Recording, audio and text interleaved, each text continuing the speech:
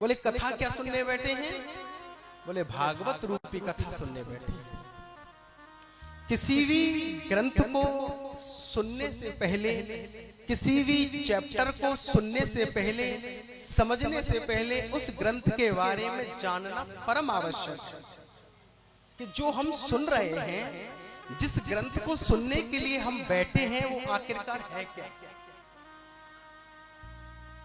हम भागवत को सुनने तो बैठ गए, पर भागवत के बारे में आज तक हमको पता नहीं कि वास्तविकता में भागवत कहते किसे, भागवत है क्या, भागवत के अंदर ऐसा क्या है जो प्रत्येक पुरुष को, प्रत्येक जीव को श्रवण करना चाहिए।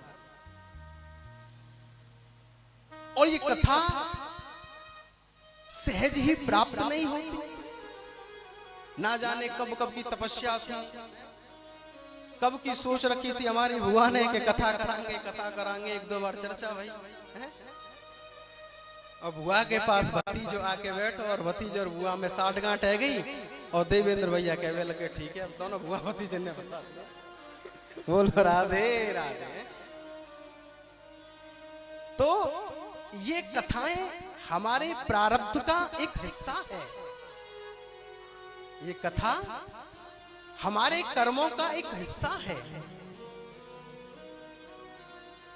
बोले भागवत कथा हम सुनने तो बैठे हैं, पर उस कथा से प्राप्त क्या होगा, इस कथा के अंदर ऐसा है क्या। इन्हीं सभी बातों का विवेचन प्रत्येक शास्त्रों के महत्व में किया जाता है। सर्वप्रथम आज कथा का प्रथम दिवस, और आज हम आपको भागवत का महत्व का श्रवण कराएंगे। तो कहा कि भागवत कहते किसे, भागवत है क्या। तो देखिए भागवत का स्वरूप और शब्द से ही प्रतीत होता है कि भागवत आखिरकार है क्या। भागवत में कितने शब्द हैं? 4। भा, ग, व और ता। भा से भक्ति, गा से ज्ञान, वा से वैराग्य और ता से तप। इन चारों चीजों का जहां समावेश हो, या यूं कह लीजिए कि इन चारों चीज जिस मानव को प्राप्त हो सके, ऐसा ग्रंथ है भागवत। ज्ञान भक्ति वैराग्य को प्राप्त कराने का एक सरल मार्ग है भागवत।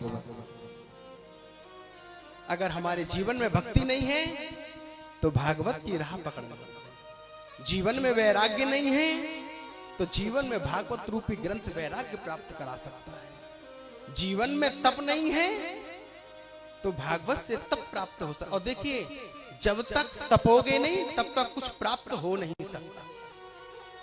जब तक कुछ शरीर से कष्ट नहीं करोगे, जब तक तप नहीं करोगे, तब तक आपको कुछ प्राप्त हो नहीं सकता। आज आप लोग तपती दोपहरी में कलश यात्रा में नंगे पैर हैं। बहुत सी माताएं तो ये सोच रही थी कि ना जाने कहां फंस गई हैं। सोचा था कि चलो बुआ बढ़िया साड़ी और बढ़िया कलश मिलेंगे, चलो कलश यात्रा में चल रहे हैं, और पता चली कि दोपहर हो गई। इसलिए ये जीवन का तप है। आप अब पहले राजा महाराजा तपस्या करने जाते थे, जंगलों में जाते थे, घर को छोड़कर राज्य महलों को त्याग कर तपस्या करने जाते थे। अब आजकल ना तो घर को छोड़कर कोई जा सकता है, ना जंगलों में तपस्या हो सकती है। बोले तप क्या है? बोले 3 घंटे 4 घंटे बैठकर भगवान की कथा का श्रवण हम कर लें, सत्संग सुन लें, यही तप है। आज जो दोपहरी में आप डोले हो, यही तप है। और जब शरीर को तपाओगे, कहते हैं चीज जब तपती है, वस्तु जब तपती है तो शुद्ध कुछ ना कुछ निखर कर आता है, बन कर आता है। भोजन को जितना पकाओगे उतना अच्छा, हाँ या ना। सोने को तपाओगे तो उसकी प्योरिटी पता चलेगी, हाँ भाई है। जीवन को तपाओगे तो जीवन का सार, जीवन का तत्व आपके समक्ष निकल कर आएगा कि वास्तविकता में जीवन को जीने का सार तत्व क्या है, हम जी कहाँ रहे हैं।